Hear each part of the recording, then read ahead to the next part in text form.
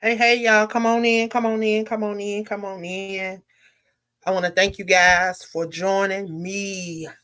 I am the queen of collaborations, streaming live on the Crew Podcast via the Free Texas campaign, as well as the Crew Podcast. I want to thank you guys for tuning in. Like always, I want you guys to take this opportunity to share this in your circle of influence because you never know what the next person may be in need of. We are exposing some of the corruption that has been taking place and plaguing the state of Texas in the judicial system as well as within Tdcj. So I have another guest that's going to be sharing his story on today. So I want you guys to take this opportunity before I bring my guest on to share this out in your circle of influence. For those that are just jumping on that do not know who I am affectionately known as the queen of collaboration across these social media platforms, but I am Angela Thomas Smith. My whole desire is to be the change that I desire to see in this world. I do that through podcasting, through my magazine, and through writing books. I am the author of Amazon say 87, but I still say 78 books, planners, and journals. I truly believe in being a voice for the ones that think they don't have a voice or an outlet to share their voice. So, with that being said, y'all, I'm going to move out the way because y'all know I have a lot that I can talk about and y'all know I can go. So, I'm going to move out the way and turn the platform over to my guest, give him an opportunity to share his story. But share this out for me, y'all. Welcome, welcome, welcome. If you would, please introduce yourself. My name is Juan Rangel. I'm from San Antonio, Bacon, Texas. I've been incarcerated since September 29th of 1999, when when I, after my 17th birthday in 1998, I was arrested for 3 aggravated robberies and eventually sentenced to 102.5 years sentence, despite never being locked up as a juvenile. Wow. So, the one question, are you guilty? No, well, I'm not guilty of the most severe charge, but I got a story to say that the problem is that they charged me with something I didn't even do on all 3 accounts. And it's like they blew it out of proportion just to get a conviction. And it was right, and I can explain everything once. If details were to be verified from the way that they are, without the fantasy that they build or the story that the district attorney built, then I know for a fact that they would have to fix everything because it was wrong.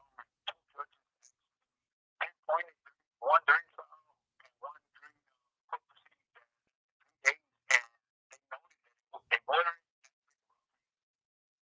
at that was separate judges that noted that. You know what I mean? So, what exactly took place in your case? What led to you being incarcerated for now? You said over 20 years? Yeah, I got 24 years and change right now. Wow. Well, I'm gonna tell you what happened. On September 26th of 1998, I was driving. I was operating a stolen vehicle, and I was heading towards. I wound up finding out that I was actually heading towards a robbery.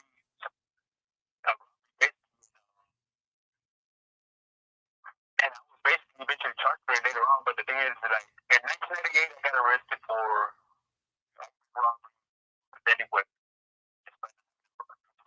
despite having a weapon, and which is cause number 1998 CR 6861. My lawyer, he was a court appointed lawyer. He basically, I stayed there 6 months. He says, I don't care if you're guilty or innocent. But he said, the thing is that they don't got no proof on me. That's what he told me like that. But either way, on March 22nd of 1999, I'm scheduled to go to trial. The district attorney at the time was Susan D. Reed, and the main district attorney was chasing me with Robert Matt McClure.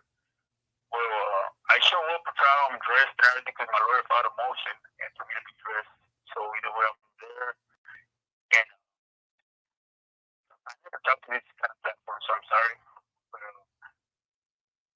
the thing is that I went there, we're waiting, where my lawyers objected because the state wants to continue it. And my lawyers like, well, you already indicted him back in December of 1998. How come? Like, he's been waiting 6 months already. It's like, we've been ready. That the victim didn't want to show up. There was just one victim back in the day. The victim didn't want to show up, supposedly, so they go ahead. They went ahead and granted the continuance and the continuance to the next day. So I go again, dressed up again. Same thing happens. The judge, Mary Roman, she brings up the and then somebody, you're the one that served the subpoena. He said, yes, ma'am, and this and that, and handed it straight to the victim. The victim, he acknowledged it and everything, but he said this. So on the third day, they do the same thing. The judge stuff. Everybody tells the jury, district attorney, this is the thing that reviewed this file, and this is you ain't got no charge of aggravated robbery. The only thing you got is step a vehicle or unauthorized use of vehicle. She said, you either get him for one of these or I'm gonna let him go. Well, my lawyer comes back to me and tells me that, look, if you sign this paperwork right here, that they're gonna let you go today, but you're gonna give them a chance to review your case. But the thing is, to me, it's like I didn't even do nothing. I didn't possess the man's vehicle, but the thing is, it's like I didn't have no gun. I didn't do none of that stuff like that. I mean, like I wasn't even like they drew out the picture, but the thing is, it's like I didn't even do it like that. Okay, so you're saying you're guilty of stealing the vehicle, but you're not guilty of everything else that they're saying. You didn't do no robbery. You didn't have no weapon. None of that. No weapon, no nothing.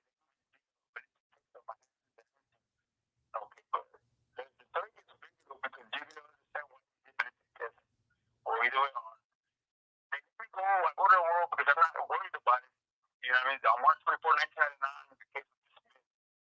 I go back to the world, and on September 29, 1999, I was back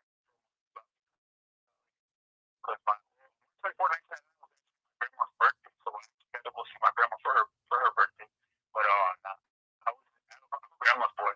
But either way, I was older than Uvalde, and I was already living fine. I was doing great, and on September 29, 1999, I was headed over there. So he shot me back to Bear County. Right when I went to Bear County, they served me the same day. I think it was October 12th, 1999. They served me 3 indictments for aggravated robbery. And I wanted to find out that they re-indicted me for the same case from 1998, which is that 1998 CR 6861. They re-indicted to 1999 CR 3348, and then they indicted another one, 1999 CR 3347, and that was his passenger or his friend. I don't know. That was his friend supposedly had been there. And then he indicted me for another robbery, which is 1999 CR 3349, which is I don't know what was going on at that point on that. But I just know that they indicted me 3 times. But I want to point out something with those indictments with those 2 dudes because in trial, this is in 2000 when I went to go to trial for the second one that I got dismissed. It came out that when my lawyer was like the first guy, he made this statement a long time ago. He said, I can't be sure that's one of the pictures of one of the robbers or not. In trial, he testified that somebody else was actually identified somebody, but no, there's no documentation of that. Nobody even noted that. Either way, when my lawyer tried to cross-examine the other guy, the 3347, my lawyers like asked the district attorney, "Can I have his statement?" They said, "Oh, he never made his statement." And he's like, "All right, well, can I get the police reports where they filed a statement to the police?" And she's like, "Oh, he never filed a police report. Like, well, he never spoke to the officers and never even wrote a statement to the district attorneys or nothing." So it's like, how did you get an indictment then? And how come my lawyer, he was a court-appointed lawyer, but how come he never even challenged that? Like, how can you just like you fabricated, you lied and said a story to the grand jury? You know what I mean? That's what I never understood. That's the thing that I'm serving right now. But you know, I want to go to trial. That right there. And I want to find. Well, really, I didn't even find out that I was actually driving towards the location. I mean, in 2000, 2016, I went to find out that I'm actually towards the location where he got shot. And so I learned that he was shot on Witter Street in Hackberry. And then, like, there was some like ballistic tests on shell cases from that location, and there was 2 drive-bys done that night too. And supposedly all the shell cases come off from that one weapon. The thing is, what I'm trying to say is that this lady, and then supposedly I drove like 500 yards up, and then I turned left on Denver Street. There's 2 drive-by shootings, one on the left side of the car and one on the right side.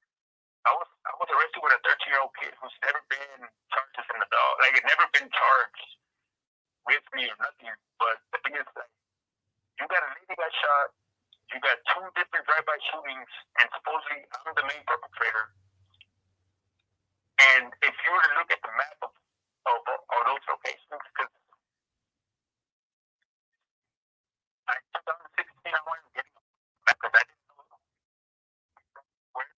how I was getting stuck on all this stuff.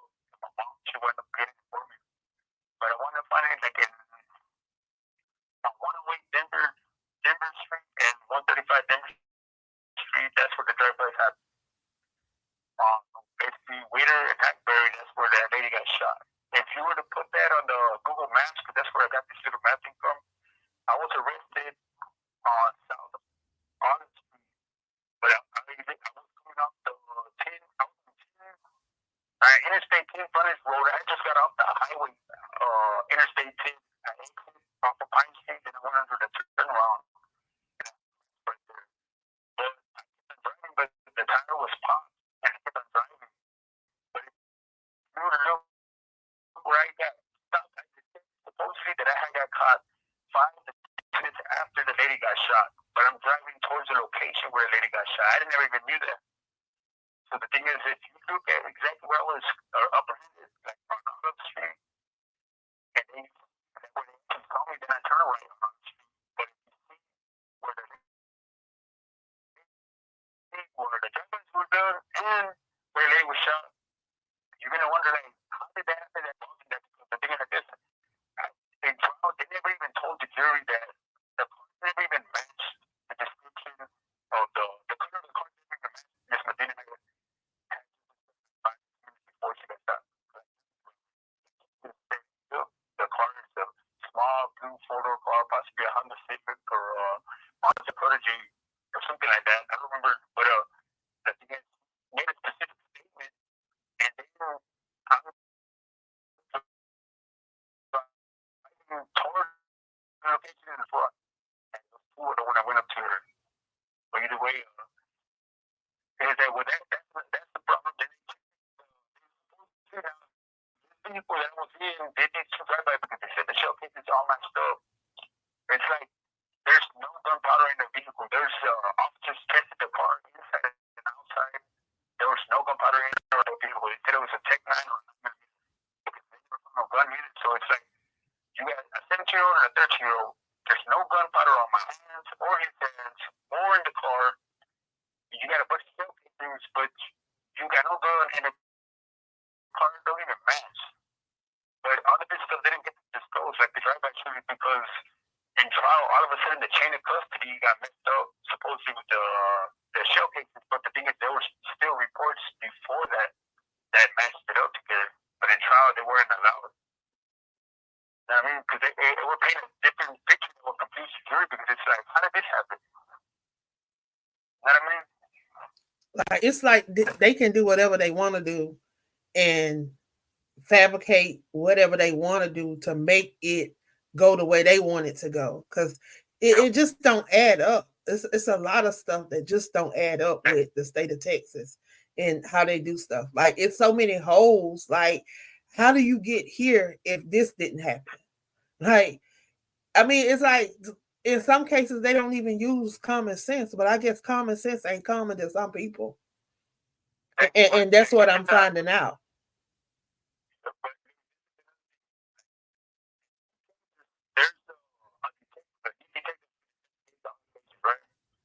So there's a detective Matt Herman, 2015, was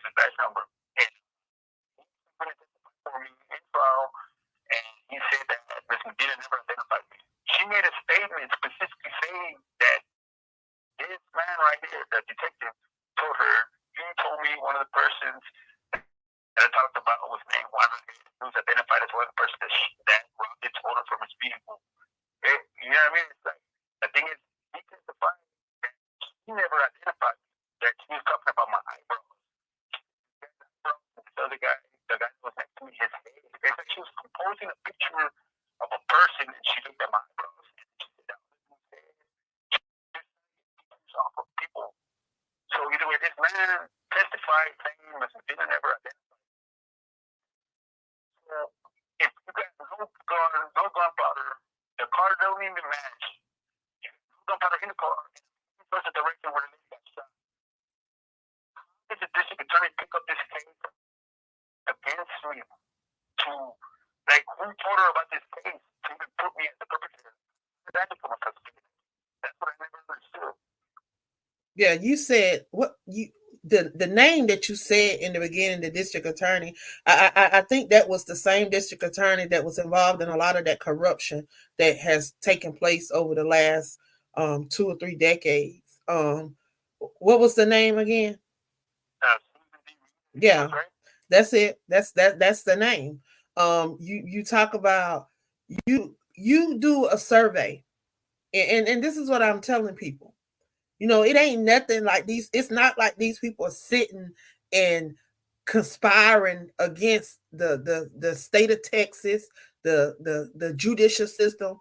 Because if you pull these people, if you pull individual inmates randomly, I can guarantee you, if they were sentenced at the same time that you were sentenced, around the same time that you were sentenced, between the time Cornell was sentenced and you were sentenced, I guarantee you their stories are going to be the same. They stories, your stories, the way your cases were handled, the way they hid evidence, the way they kept evidence from being produced, and how the chains were kept being broken. That's going to be the trend and the pattern in a lot of these cases. And that's why we're trying to get the legislators, the elected officials, the governor. If the governor's not going to do his job, it's up to the people. It's up to the citizen to get this man out of office, because it's apparent that he's not going to do what he's supposed to do. Because anytime you can send $11 million out of the state to house inmates out of the state, you're taking them away from their family. You're taking them away from opportunity to visit with their family, and it's just crazy. It makes no sense to me when you can take that money, put it back into a rehabilitation program, a transition facility. Like, they need to have a transition facility where they can put y'all when they're getting ready to transition y'all back into society. They have no plans of that, because these people do not believe in rehabilitation, and they do everything in their power to keep these beds filled. All they want to do is keep the beds filled, because if they keep the beds filled, it's more money for them. It's a lot of corruption going on in the state of Texas that need to be exposed. And it's been going on. You talk about 3 to 4 decades. You've been locked up 2 decades and some change. So you fall under that 3 to 4 decades. It's what these people, you talk about 30, 40 years. You got people that have been locked up just that amount of time, 30, 40 years. I'm talking about, I listen to people's stories. Some of y'all been incarcerated half my age. Some of them been incarcerated almost as old as I am. And it's sad. It is sad that these people will not even look at these cases, and then they give you one chance. They don't care if you have evidence after evidence after evidence. You got one chance to fight your case, and for them to say no, because they can say no, they can deny it, they can do whatever they want to do, because we've come to find out that they have not even been reading the rights. They just been stepping them and sending them back. They not even been reviewing them. It's so much corruption in the state of Texas. It's a crying shame. And it's sad. And it's going to take the families. The families are going to have to speak up and say enough is enough. And they're going to have to get people in place that's willing to stand up and to speak out. Because you can't keep electing the same officials if they're not going to do their job. We talk about programs and rehabilitation. They don't believe rehabilitation work. It does. If you work it, it will work. It's been proven in other states. And then they try these kids as adults, and then they triple. They give these kids more time than they give the adults that commit the same crimes, and it's crazy. When you should be giving them another chance, because it has been proven that a lot of these kids, if given the right chance in the right programs, they will not offend again when they've done as much time as you have done. They will not offend again. And I don't understand these people. Like, what is your what if these legislators, these senators, Ron Reynolds, Carlos Sherman, Sheila Jackson Lee, Monica De La Cruz, these senators, Jasmine Crockett, and all of these people that are sitting in a position that say that they are for the people and speaking up for the people and the citizens of Texas. What would you say to them today if you had the opportunity to sit down with them and present your case to them? What would you say to them? I would say that they need to do people a lot of cases. I'm not the only one. Like during this lockdown, it's like I was frustrated. There was a thing when I told out of 10 people in this unit to actually go work at the back dock in the kitchen. And it shows that the maturity of my age when I got locked up, it's like they still approve me just to be in the back dock where the 18 wheelers and everything come in. It's like there's proof that a lot of us changed. I haven't got a major case in 2009. So it's like there needs to be change because a lot of us don't deserve to be locked up that long anymore. I understand sometimes you have to lock people up so they can wake up, but it don't have to be to corruption, right? I mean, you just gotta give us a second chance because we're all changed. Especially when we've been doing 20 years, it's like it's eye-opening. Like we don't got that many years left no more. You know what I mean? And just hope and pray something happens. And in a lot of these cases, it's not like y'all murdered somebody, y'all killed somebody, y'all just took stuff that didn't belong to you. You robbed people. You didn't kill nobody. Nobody was hurt. I have 51 years and 3 months mandatory. On my first charge, I actually did 2 years extra because the parole board decided to give me 2 set-offs.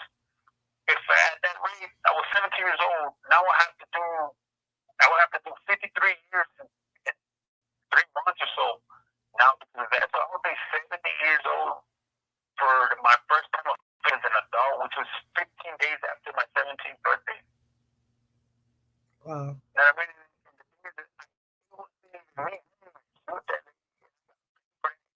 The only reason I say that I was actually charged is because I was screaming and yelling and crying. You might as well kill me. I was messed up. And then my third song, I didn't tell my mom and my dad. I went in there alone because I didn't want to hear them cry no more. But if you look at all the people that have been supporting me, like my mom and my dad always been there. It's just that I didn't know how to function with them in the prison. So they had to see what they were going to do to accumulate my sentences. That's exactly what they did. They went and accumulated all my sentences despite never being locked up. They didn't even take it into account. The judge did say they didn't have to expect on my sentence. Like, he said, you got your CDD? I said, no, sir. He says, well, stay out of trouble and get your keys and not think about running everything concurrent. But I never found it because I didn't feel like there was any room.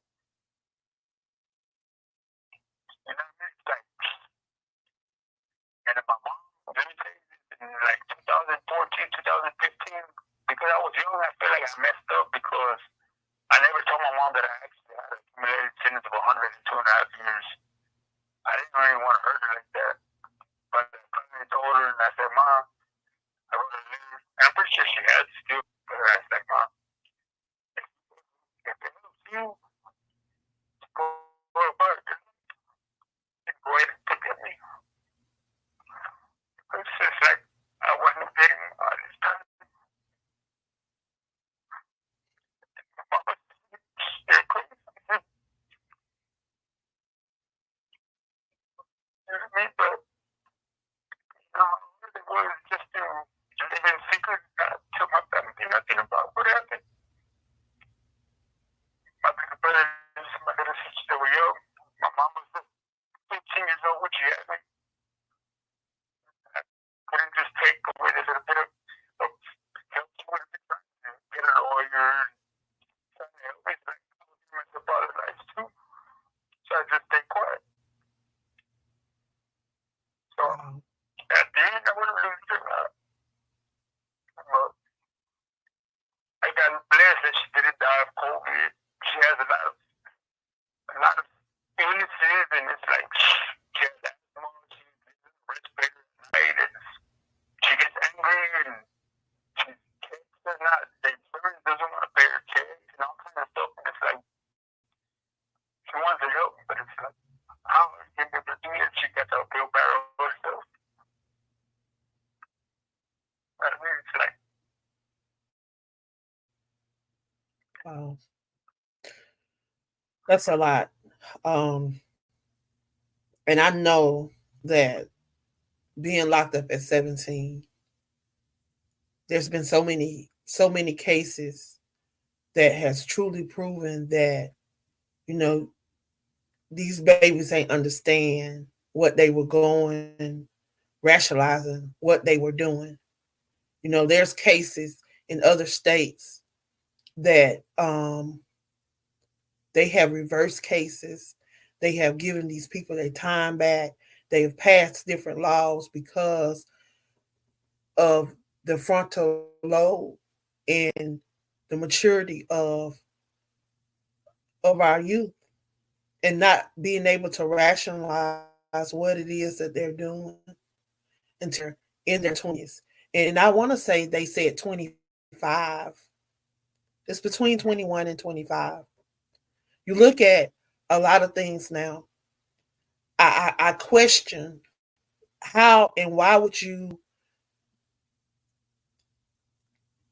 give a child a adult sentence when they can't even go in the store and buy alcohol or buy cigarettes?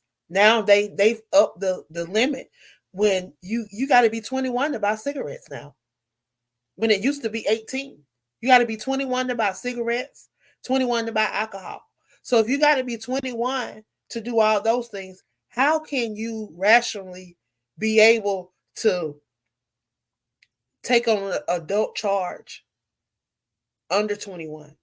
I really think that they need to look at the judicial system and look at how they are placing these kids and all of that. I definitely I thank you for calling in.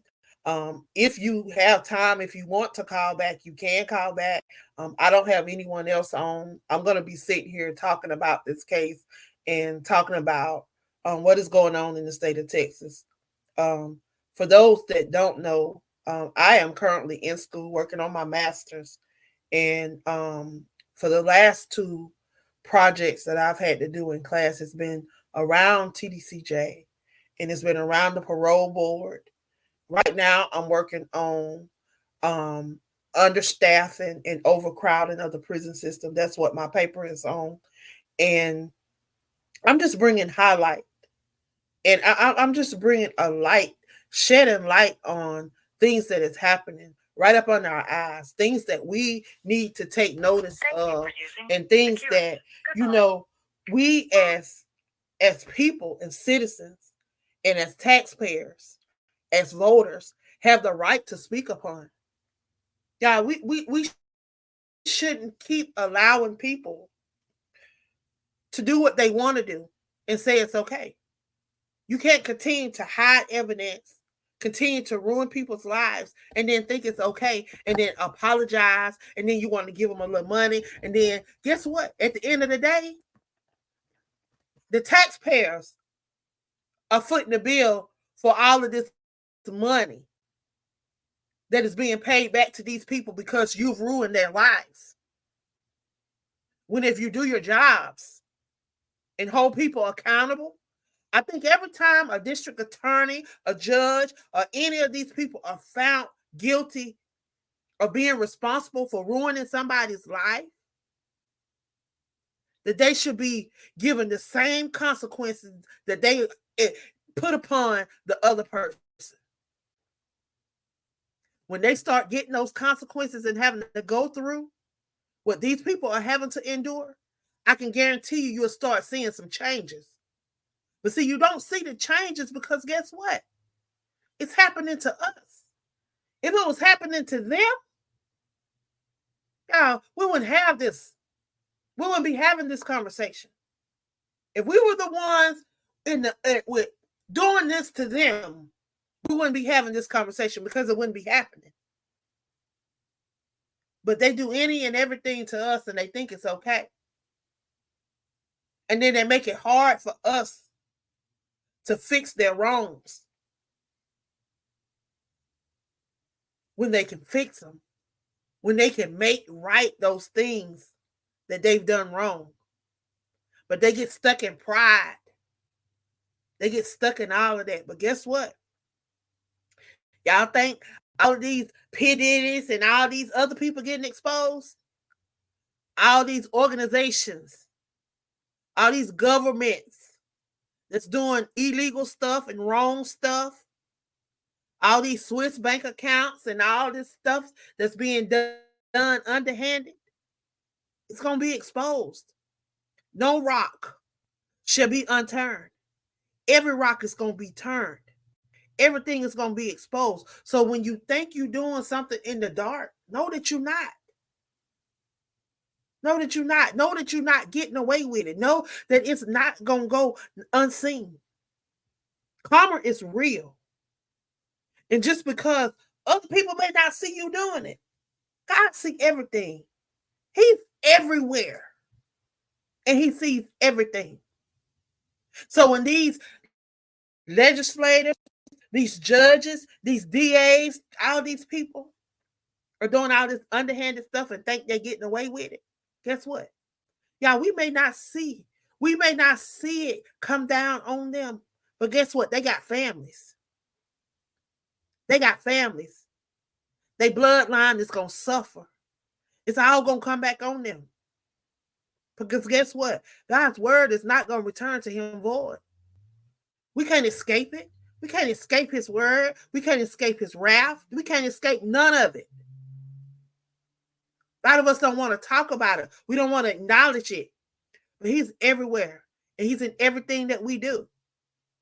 I'm telling you, a lot of us, we do stuff and we do it in secret. And we think that we hiding it from God. He see everything you do, baby. Everything. The cussing, the drinking, everything. He see everything we do. Ain't nothing. Yes. When I sit at that table, and yes, every time I take me a mixed drink, every time I have me a cup of wine, every time, yes, he sees all.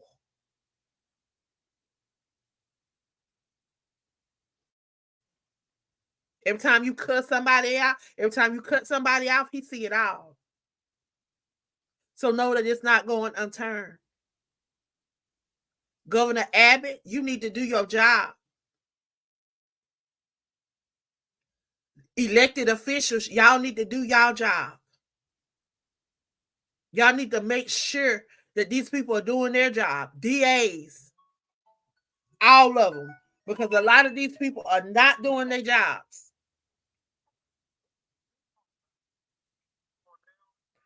And they're getting away with a lot of stuff, and a lot of people are suffering. People's lives have been changed.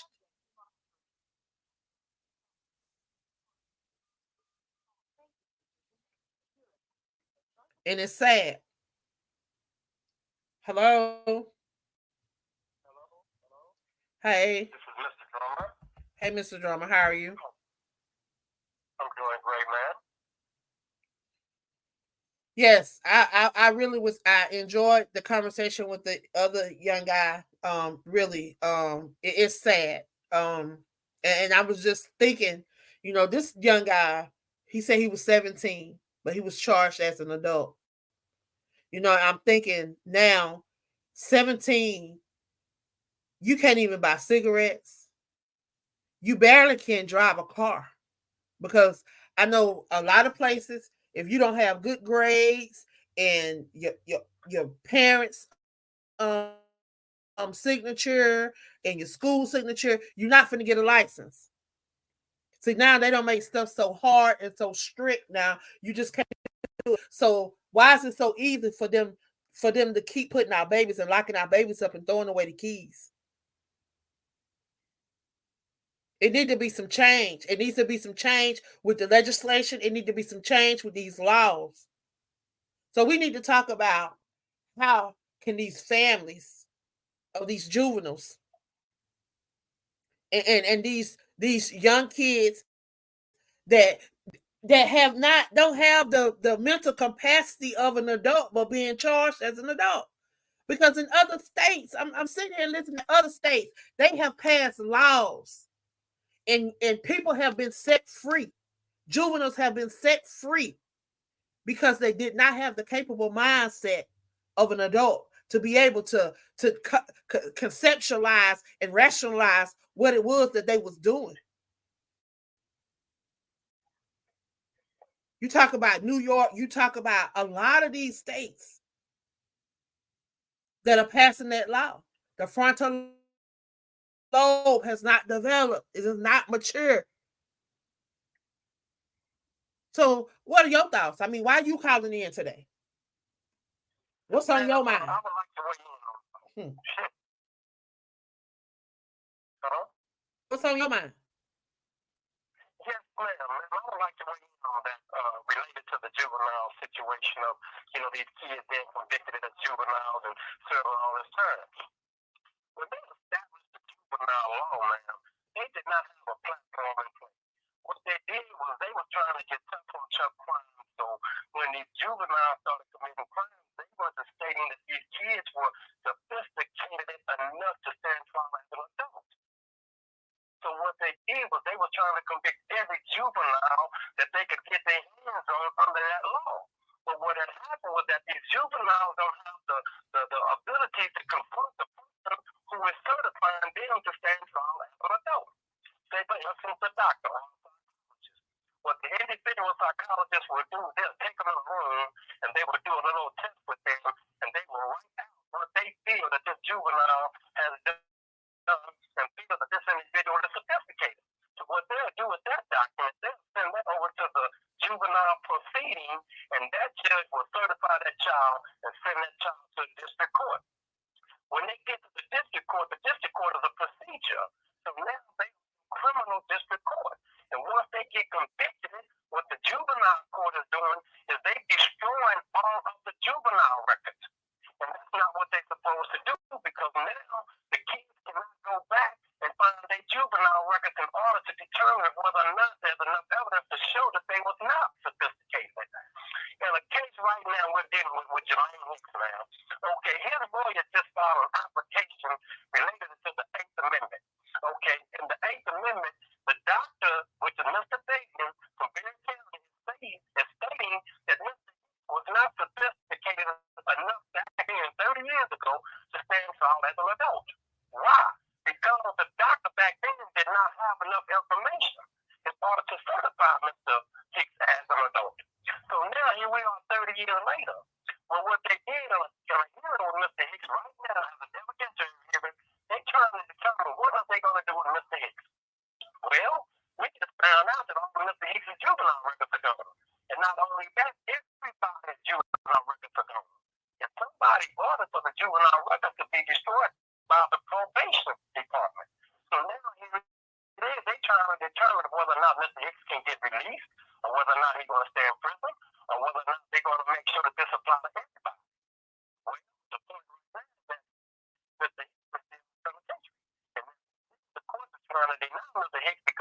want to bring up the issue about the lost or destroyed records.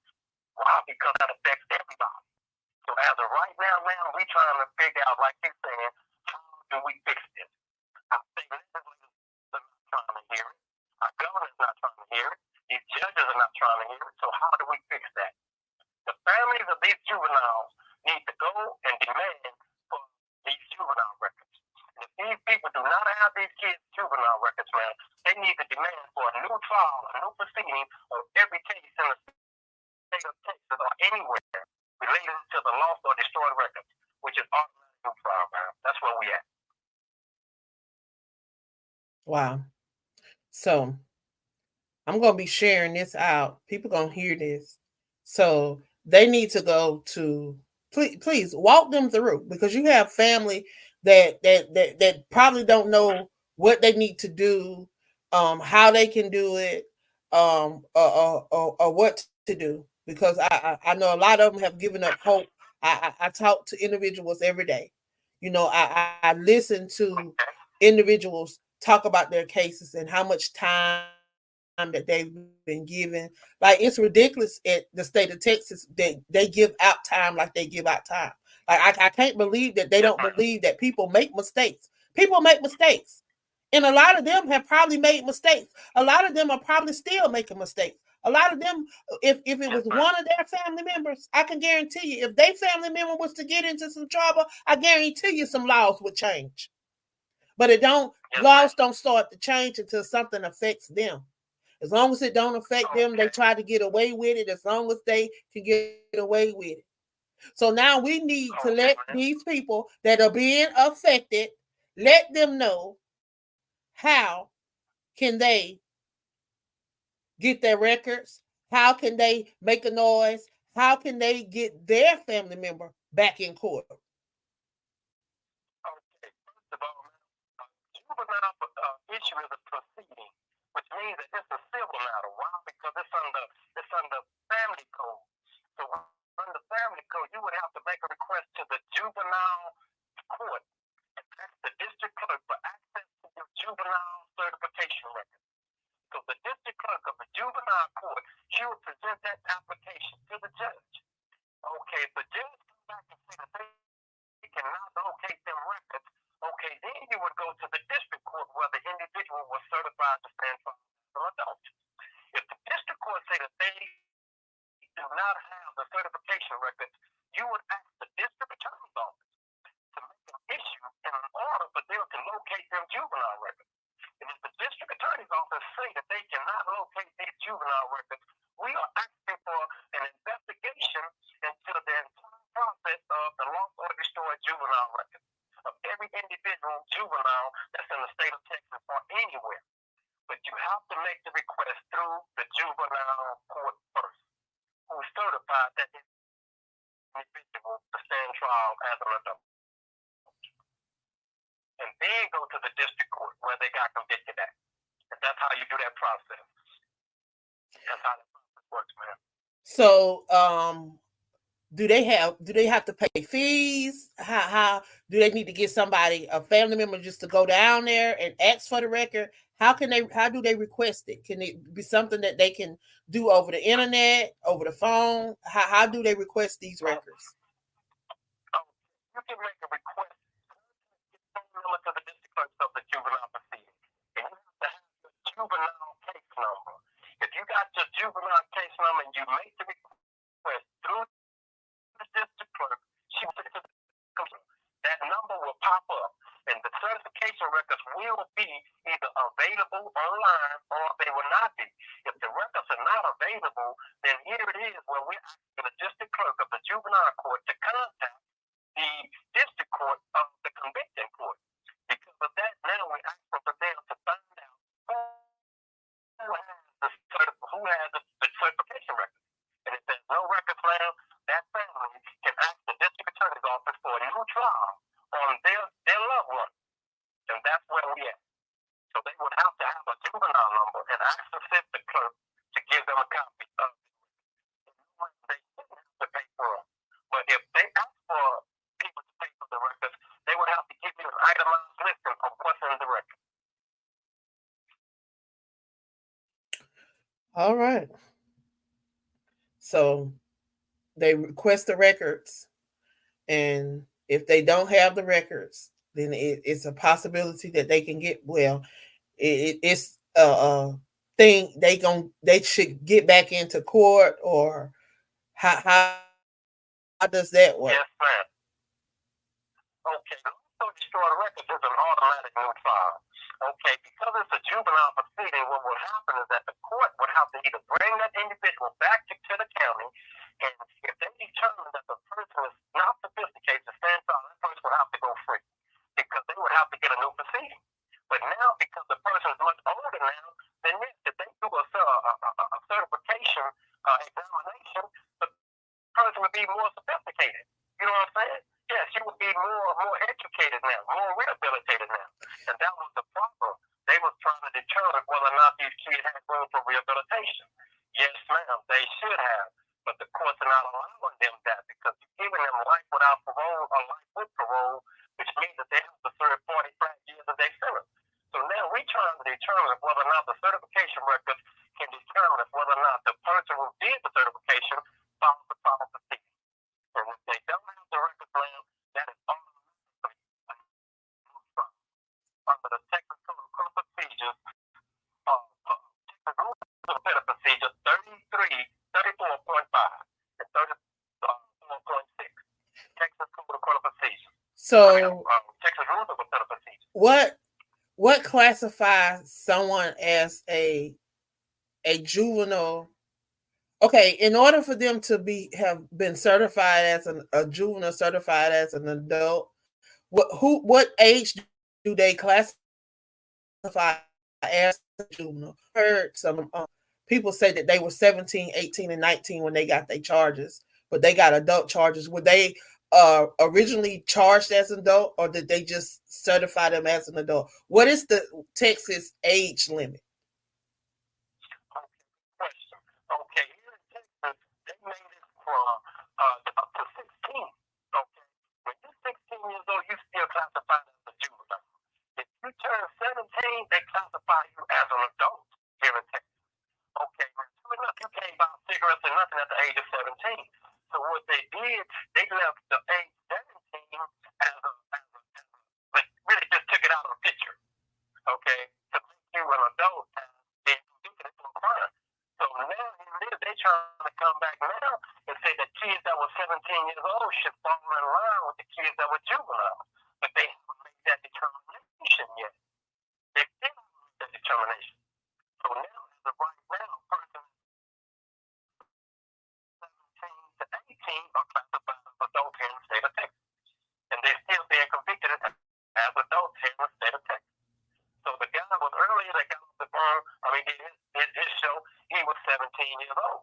There was a juvenile with him. They did not even charge the juvenile in his case.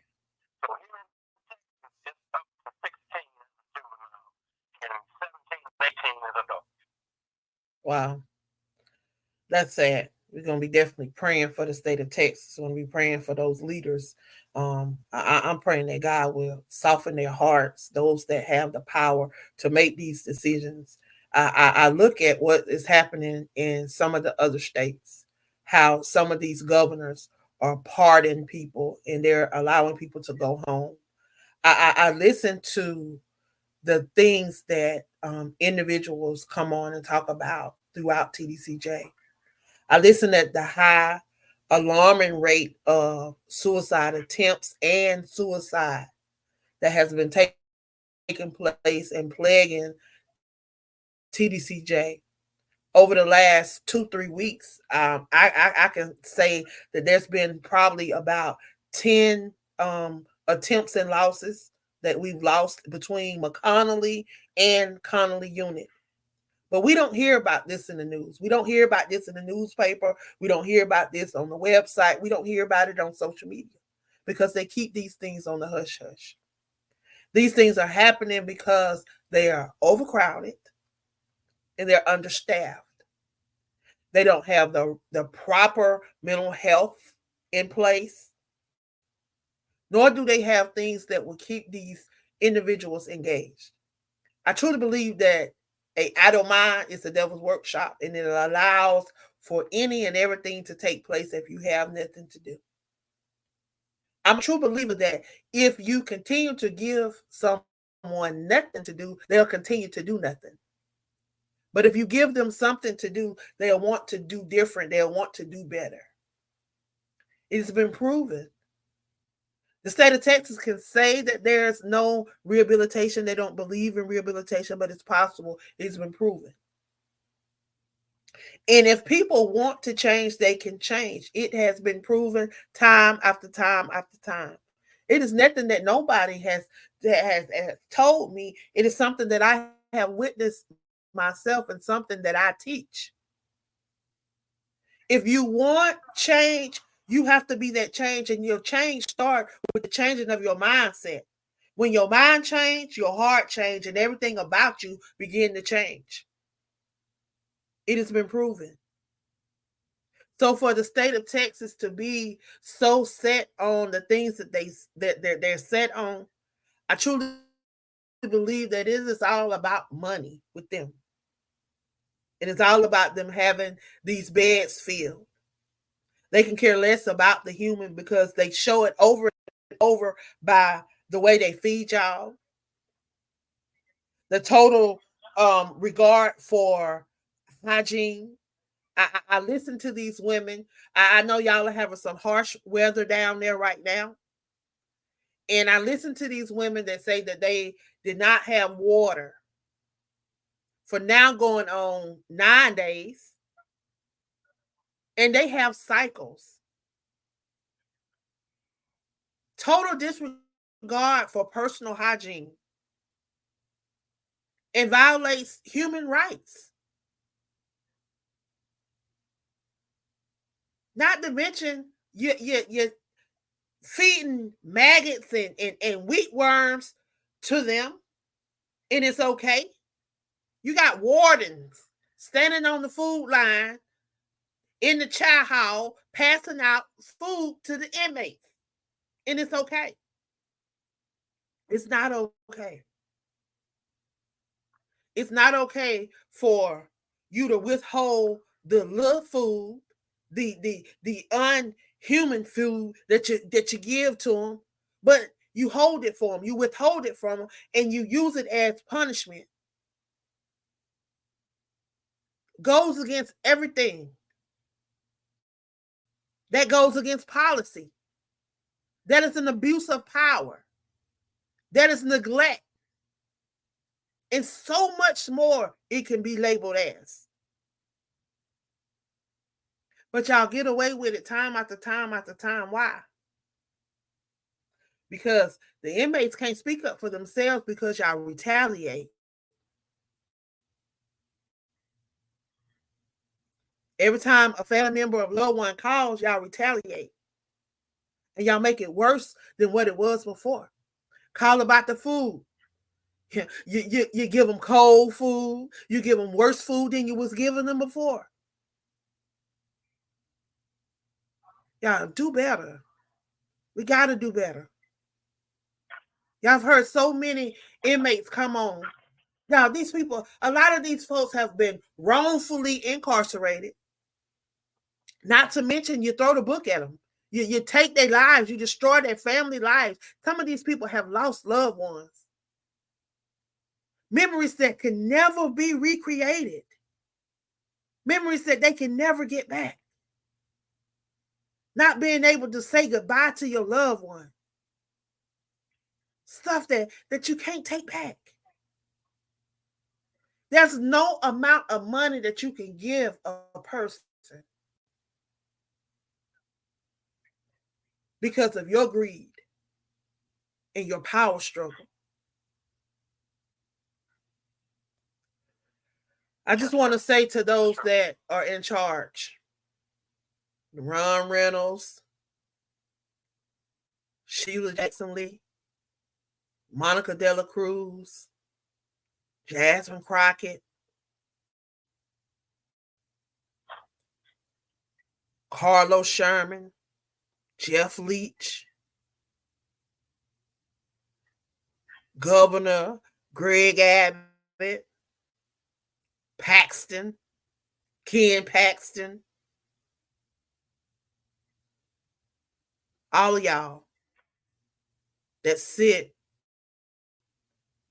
with a little authority and power. Use it the right way. Use it for the people that have it. There's so much that y'all can be doing right now to help relieve the overcrowding. There's people that have been eligible for parole. There's people that's at the door that y'all could just let go home today.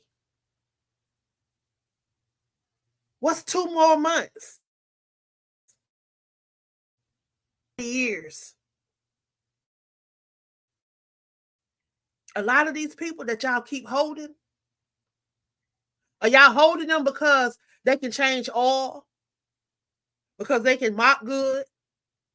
Because they can run your machines? Because they man your offices? Because they man your prison system? Is that the reason why you keep holding them? Because you know if they're there, they're help keeping order, that they're helping protect your facilities. Man, let these people go home. Let them enjoy what little bit of life they have left. See, the man in Mississippi, the governor, whoever he was, he let it slip. He said, oh, they letting all the good ones go home. Huh? They supposed to go home.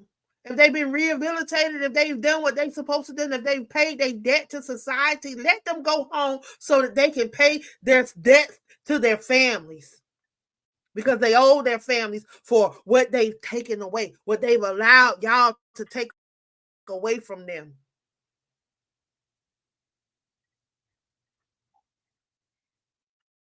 Yeah, we all make mistakes. But mistakes ruin people's lives. In most cases, a lot of these people were not charged with taking people's lives. They was charged with burglary and stuff that no lives were in danger. No lives were taken. They may have took some people's stuff, but material things can be replaced.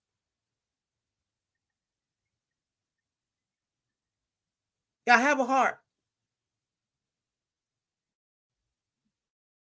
When y'all signing these laws, think about if it was your family.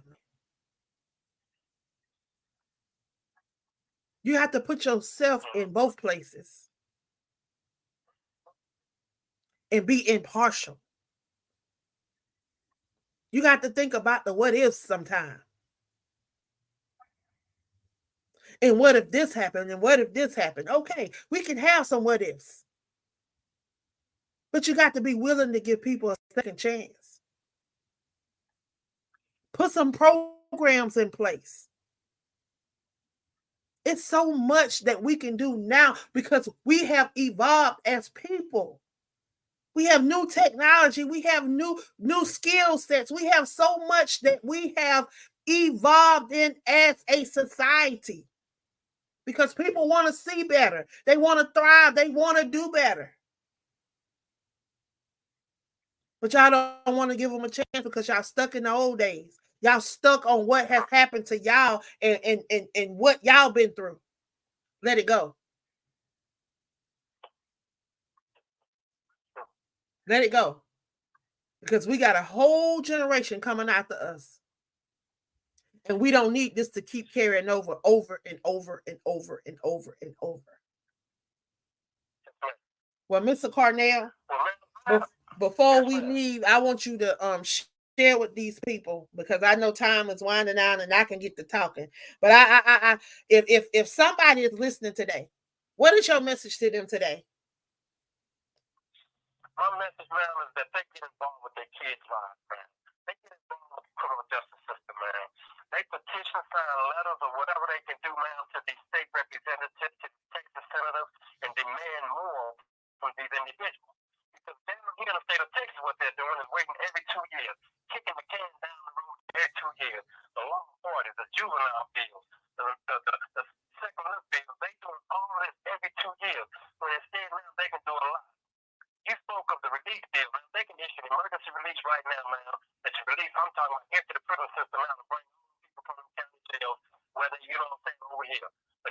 trying to do that. So what's happening right now, man, we need to get with our county judges, our district attorneys, our city councilors, and everybody to try to get somebody to understand what's going on here. Okay, our state representatives, the Texas senators, like man, they need to do better. And this is what they can do. So the family members that's out there, man, they need to do better. That's just it, man. I mean, to support their kids and support their families and demand more from their city.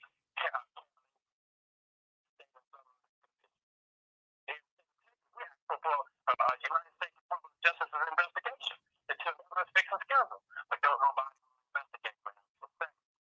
Nobody's willing to do it. So now we need some support, man. We need people to stand up and come together, man. You know, and that's where we at. Wow. Well, I tell you, it's a lot. And it's going to take a lot of people coming together and standing and saying enough is enough, and that they're not going to be moved until they see change. Because change has to come in order for us to move forward, and for some of these people to come home in the state of Texas.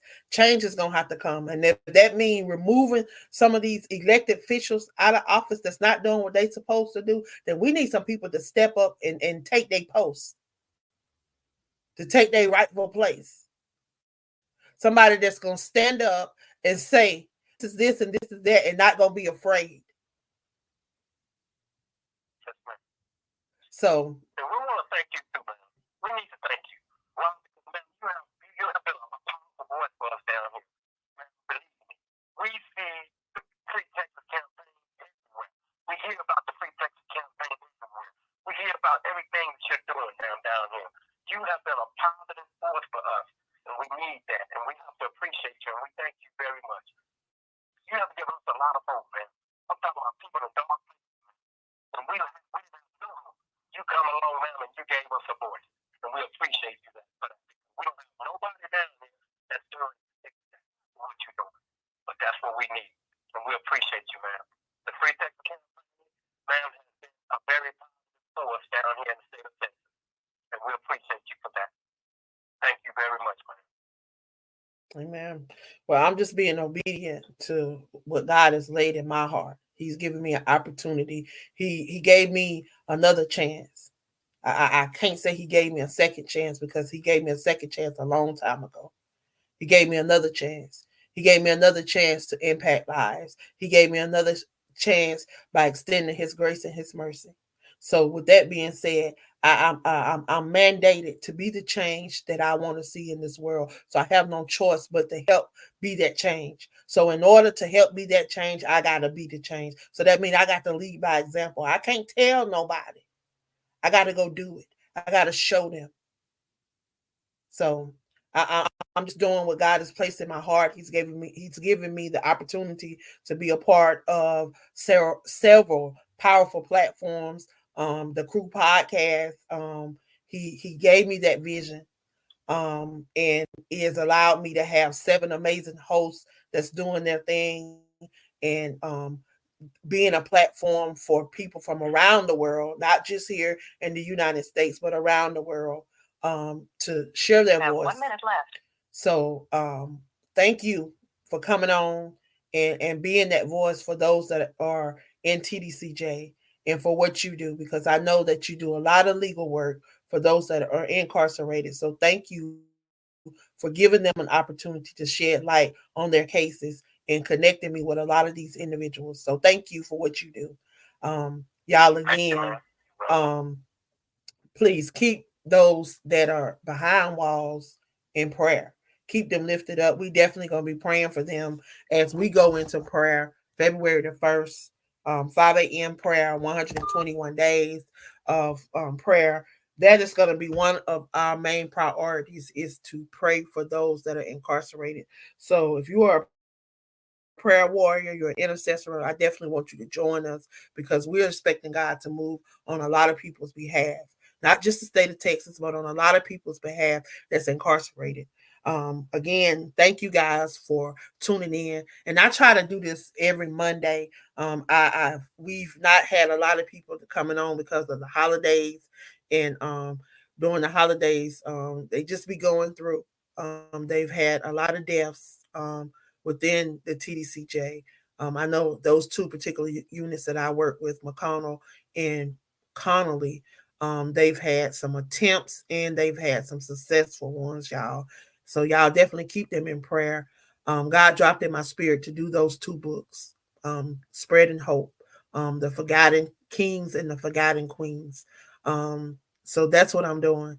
The Queen's book is out. I am looking for writers for the King's book. So if you are a king and you want to share inside of this book, spread some hope, spread some love, join me.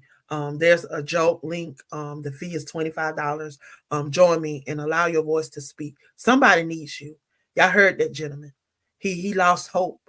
And y'all have heard many of them come on here. They've lost hope and they need a voice. So y'all, the Crew Podcast will be back in 9 days. So make sure y'all are ready to tune in 8 p.m. Eastern Standard Time every single night, except for Tuesdays. Tuesdays are going to be our break night. We're going to be off air on Tuesday. So y'all get to hear these amazing divas Wednesday through Monday. Wednesday through Monday every week, you get to hear these amazing divas. So make sure that you stop by and check us out. Y'all have a great rest of your day. Happy Monday. Have a great week. And y'all, I'll see y'all back here next week. Same time, same channel. Love y'all. Be blessed.